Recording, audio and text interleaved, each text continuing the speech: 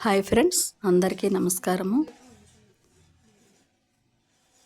మన ప్రతి కదలికకు కారణమైన ఎముకలు జీవితకాలంలో దృఢంగా ఉక్కులా ఉండాలంటే వాటికి అవసరమైన మొక్కల నుంచి వచ్చే తుమ్మ జిగురు అది గమ్ములా ఉంటుందన్నమాట. అది రాగి పిండితో చేసిన లడ్డు రెండింటిని కలిపి ఒక తయారీ విధానం చూద్దాం ఫ్రెండ్స్.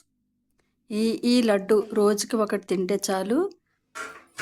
మరి దీనికి కావలసిన పదార్థాలు: వేయించిన పల్లీలు, తుమ్మ జిగురు, 1 టీ స్పూను నెయ్యిలో వేయించుకోవాలి. పల్లీలు కూడా నెయ్యిలో వేయించుకోవాలి. అలాగే కొంచెం నువ్వులు, కొద్దిగా జీడిపప్పు, 10 ఖర్జూరం పండ్లు, కొంచెం బెల్లం తురుము, అలాగే రాగిపిండి కూడా వేపుకోవాలి.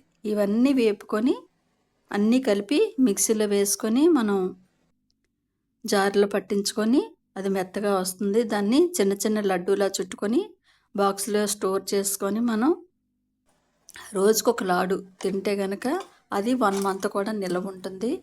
మనకి ఎముకలు, దుమ్ములు, సౌండ్లు వస్తూ ఉంటాయి.